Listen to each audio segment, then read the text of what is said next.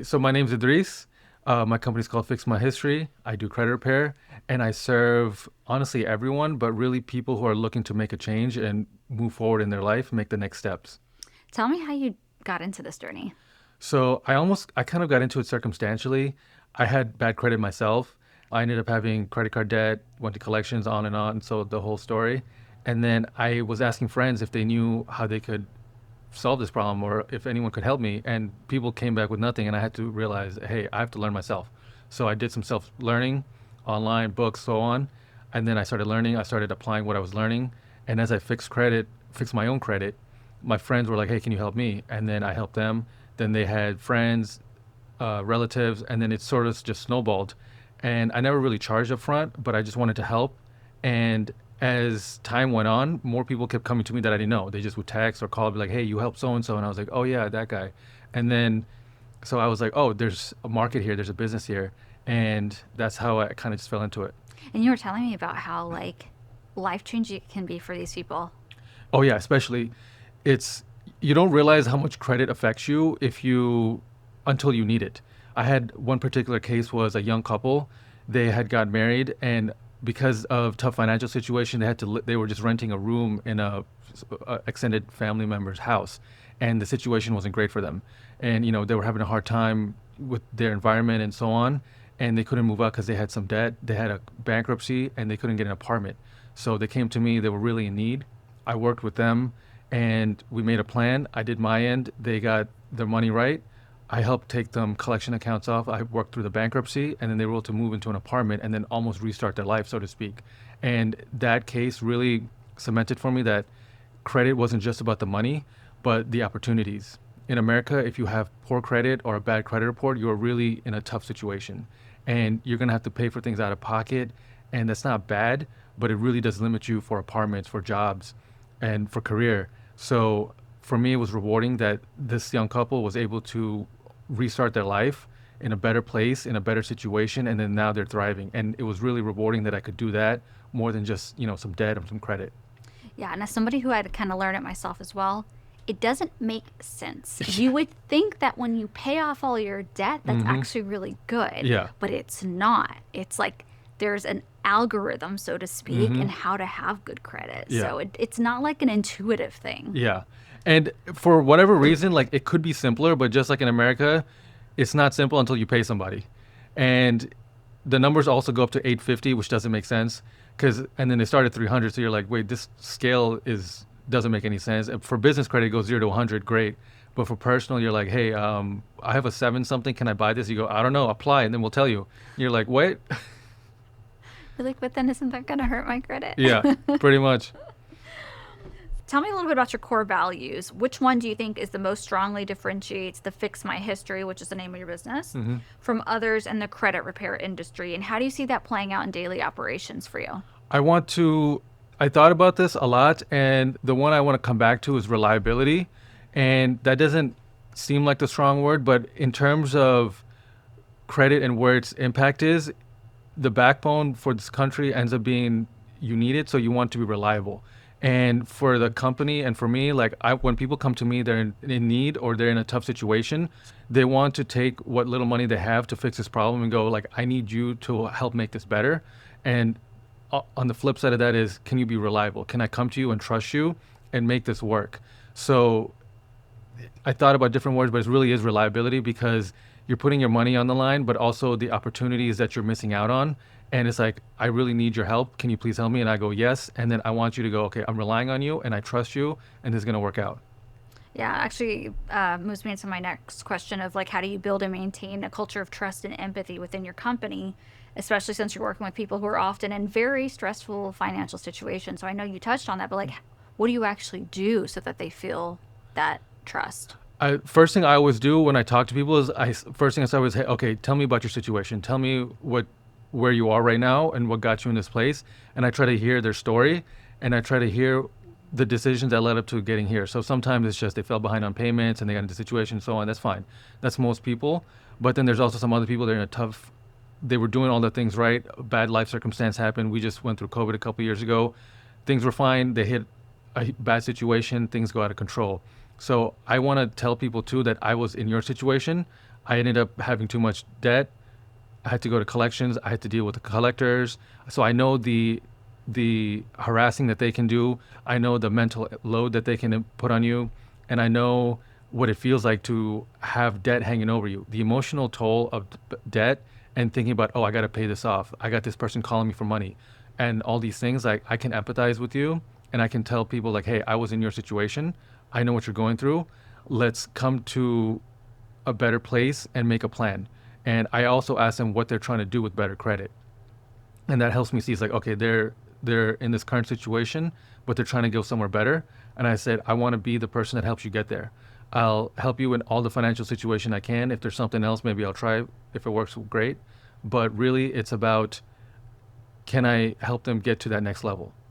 Yeah, and I think there's a lot of shame and embarrassment around having bad credit. So I think it's pretty cool that you are really being very transparent in your own journey so that people don't feel like there's this I'm better than you, or what's wrong with you that you Yeah. didn't pay these bills, or Yeah. that you had a Yeah, and I think with the social media environment, there's a lot of people who are like faking it online. And you can, if you're just scrolling and you see somebody traveling constantly or like they're upgrading their cars, upgrading their lifestyle, you're like, oh my gosh, I'm missing out. But in reality, and I've had some of those people come to me, they're like, dude, I'm in debt up to my eyeballs. I'm like, did you really need that expensive car? They're like, no, but for Instagram. You're like, all right, but well, hang on, wait a second. But your social media, you have a lot of that stuff on there. yeah, I do. So the thing is, like, as I travel for whatever reason, then I take the photos. So it's like I'm not going somewhere just to take photos, but like if Got I it. go to a wedding, if I go to an event, or if I'm traveling for an actual vacation, then I'll do the content. But there's people doing something just for the sake of on the For the camera. gram. I need a yeah, and I'm like, that was kind of cool in like 2015 and 2016, but now 10 years later, there's still people like, oh, I'm trying to go to Maldives and like take a photo on a resort island or something. You're like, all right, but that's going to cost you like 10 grand and you're going to be in debt. They go, but for the gram. I was like, all right. Unless you're getting sponsored and Yeah. getting paid 50 for that. Yeah. What's been one of the biggest obstacles or failures that you faced in credit repair business, and how did you get through that? The biggest thing I think for me was getting people to trust me in that I can be the person that will come through for them. Because there are a lot of credit repair companies. There's too many that start and they flounder and they don't make it. Or sometimes I'll see like real estate agents or other people who like will have credit repair as a part of their portfolio of services and they don't pay attention to it and it doesn't work out. So for me, I wasn't sure if I wanted to do this. I wasn't sure if this was the right thing for me. But as I helped more people and I realized how much potential there was in actually being the change agent, I wanted to be that person for the people who needed help. So I wanted to separate myself by having empathy for the end client and also saying there's so much more to this than just the credit score. It's about the opportunities that open up. So my next phase or my next thing that I want to do is show people what you can do with credit and what you can do with opportunities that open up. So I don't want to be just credit related, but like this is one step in a multi-step process to change your life. Yeah, that's really smart because a lot of people don't know. They just are trying to get that fill in the blank Yeah. car, house. Yeah, just temporary, like Yeah. for the gram, for the next 3 to 7 days, like what can I do? How can I have fun? Which is great. And I want to as well, but you need a bigger long-term goal. Yeah, a blueprint, Yep. so to speak. Yep.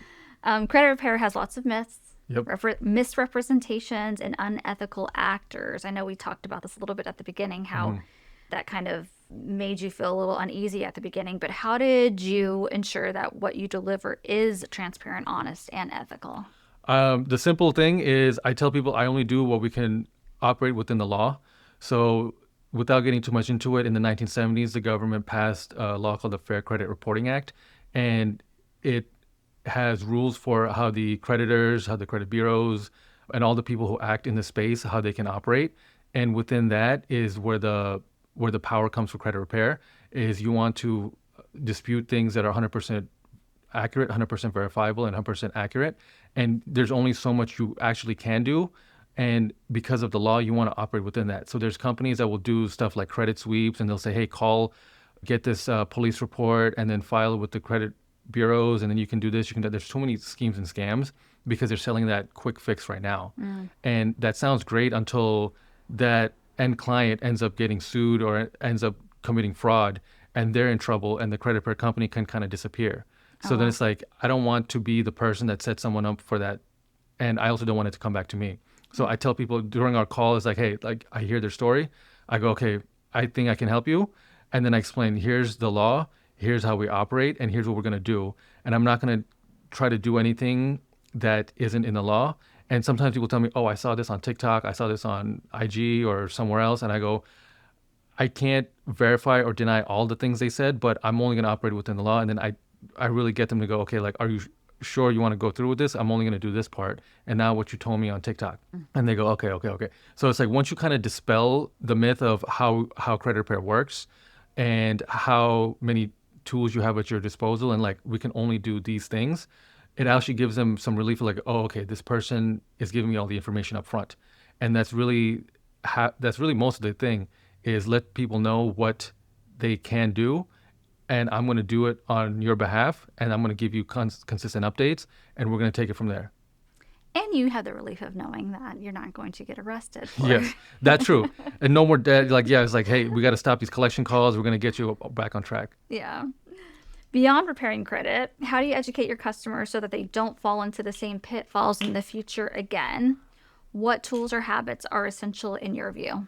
Oh, I love this question. I think the cyclical nature of it is a huge one, and I didn't realize until I started working with people. And it's the bad behavior or the bad habits. Honestly, it's the habits that get people stuck. Where it's like they'll come, I'll work on their stuff, they'll get better, and then they might come back a year later and go, "Hey, it's me again," and I'll go, "Oh, what's happened?" It's like, well, look at my credit report, and I look at it and go, okay. So really, it's impulsive buying.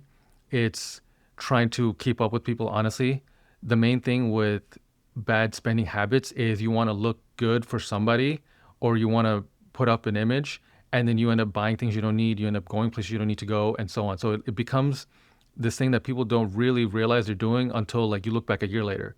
Like week to week, month to month, you might not see it, but if I go back, if I look through your bank statements for a year, I go, hey, like I just counted $5,000-6,000 of miscellaneous expense, but it's really just bougie outfits and like traveling to places. And they go, well, I had to because so and so. And I was like, right, right, right. I was like, I'm not judging you. I'm just saying this is where the money went. And then now you're stuck in a situation. So what about that? And then I really have to again just explain like, you can't do this, but what if we save some money, build a plan, invest, and then in the future you can do so much more. And the big difference I learned was for people to get from where they are to where they want to go, the future has to be brighter than what they have right now. So if you can't really sell someone on saving and investing because I've heard that from childhood, but I never did it until became an adult. And for people, it's a year from now, 2 years from now, I want to have less stress and a little bit more money, but have a way bigger outlook. So I really want to paint the picture of the future is going to be brighter. It sucks now. It sucks in the near term, 6 months, maybe a year, but after that, it's going to be way better. And I try to picture it's like, hey, like, what would your life be like if you had less stress? What would your life be like if you had $5,000, $10,000 more? What would your life be like if you had better credit? And then really just like slowly, just like work that and make them find the vision of the future. And then they'll go, okay, maybe I should change some habits. Maybe I should. So like, it has to come from them. And I can only like lay the groundwork and show, let's work on 3 years from now. Yeah, that's hard. Yeah. That's a lot of psychology and It is. And it's like, mindset.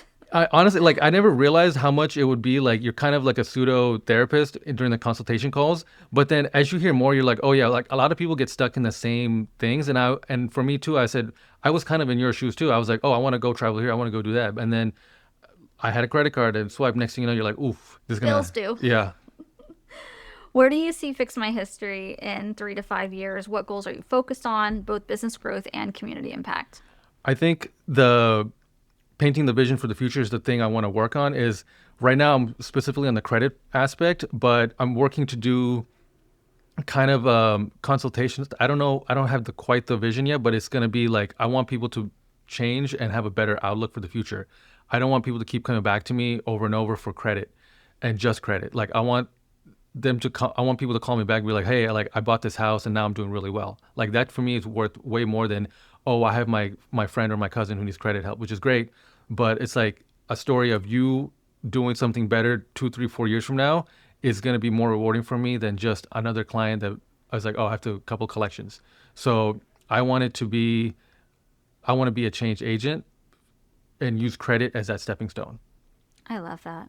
Kind of like the chiropractic Yeah. thing. You don't want them to have to keep going back to Yeah, you. because it's like, because it's Yeah. almost like saying like, oh, I'm not doing a good enough job either, Yeah. right? So it's like in a counter way, it's like, well, am I actually helping you, or you, or what's going on here?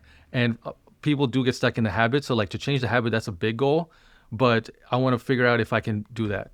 I think those are two different services, though, right? Because Yeah, like one is to fix your credit, yeah, which you're fixing their credit, but then another one is like to fix their habits. yeah. That's a big one. That's tough one. It's like there's a whole self-help industry on that, and that has its own thing. But just to get started, because like the money is a big issue in America. Like you're constantly like the economy's tough, the world we live in is tough. So we got to get the money right first, so you have opportunity. Yeah, and I think even just there's a lot of education around that of like how do Yeah, you get the money right? How do you yeah. make those smart decisions? Now, quick question: is it just you, or do you have a team?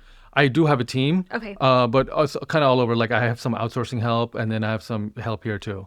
amazing. How do you personally stay grounded, aligned with purpose, motivated, especially when you see stress and emotional weight of what your clients are going through? I'm sure that's a lot. It is, and I would say it's focusing on the stories of people who are doing better, and it's rewarding that people, like I said, can buy a home or like do the thing they want to do. Like when I help immigrant families, they're renting, they're struggling, and then they save enough money, and then they don't know about credit. Sometimes someone told them open a credit card, and they open a credit card, they max it out or whatever, so they end up in a tough spot. But for them to buy their first home in America, like get started in their American journey, that's a big deal. Like for me, like I'm an immigrant too, and for my family when they bought a home, like that was a big deal too. So like that's like when I can help someone start that kind of path for themselves or that kind of future, like that's a great feeling, because not a lot of people I think have access to help people in that way. Like you might have your normal job or do whatever, but like someone said, hey, like I finally got that house. It's like, wow, that was a big deal, because this is a pivotal moment in their life, and they're gonna start and live their life in that place, raise their kids, and have memories and so on. So it's a big deal, and I try to focus on the successful clients. And there's gonna be people, who aren't quite moving along as you would like, but focus on the people that have taken the help, that did their part too, and then now they've found success. And I think that helps the most. That's awesome. What tools or technology innovations have you adopted, or are you looking to scale your impact without compromising the personal touch your clients need? I think with technology, I've gotten better with software and doing those kind of things. Like when we do initial call, I try to give people an audit right then and there. I pay for the credit reports so it doesn't impact their credit, and I do a free audit where we'll review their entire credit reports. So I pay for that, and obviously even simple stuff like Zoom. We're gonna Zoom call. I'll open the credit report. I'll go line by line their entire credit report and go, hey, do you know this account? Do you know this account? What happened here? What happened there? And as they talk, that's when I learn about them and what's going on. And then even I've dipped in and out of like AI. It's not. I'm not quite sure how to use it. Like people tell me it's going to change the world, but I'm like, we'll see. But I try to keep in touch with people, just through anywhere, like calls, voicemail, email, everything. So any way the person needs contact, I try to do that. Any type of, oh, I have an example. It's, let's say, there's different companies now that do reporting for rent, where if you rent, it doesn't report on your credit. Like a mortgage would report as a monthly payment. So now there's companies that do that. There's CD, what's it called?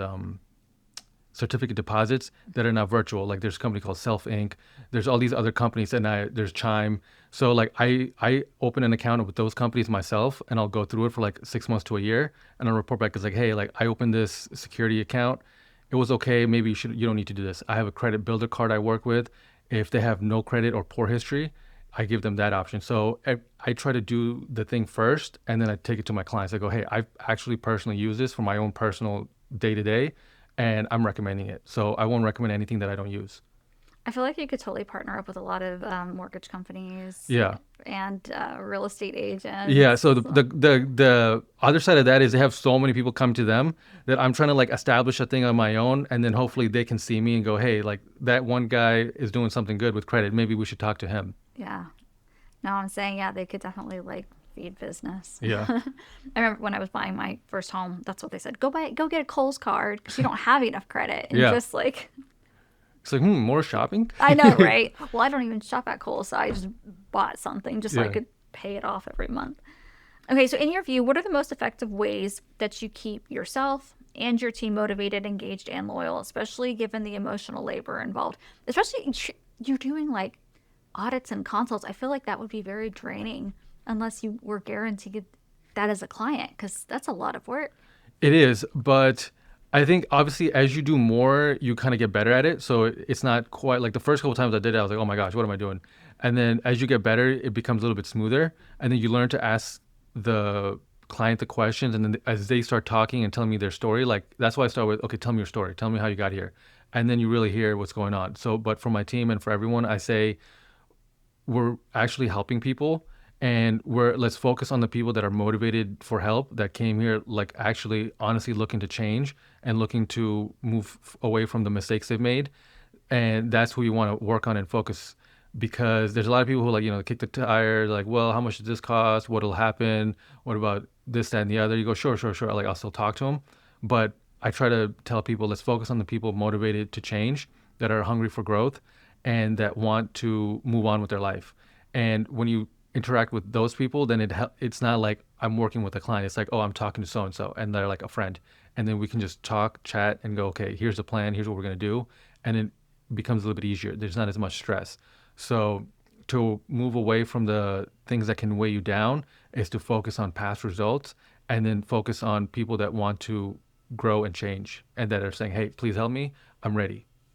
Yeah, that's really smart because you can also make a bigger difference with those people Hmm. because you're not spending all your time, resources Hmm. trying to convince them to do Yeah, the and they thing end they up came to you to do. yeah, and those people end up also being good clients as well, in terms of like payments and like doing their end. Like, hey, they got to pay down some bills, they got to like close an account or so and so. So like they're motivated on their end. I've had, when I first started, I had clients who I was like, hey, did you do this? They're like, oh, I thought you were gonna do it. I was like, no, remember we talked about it.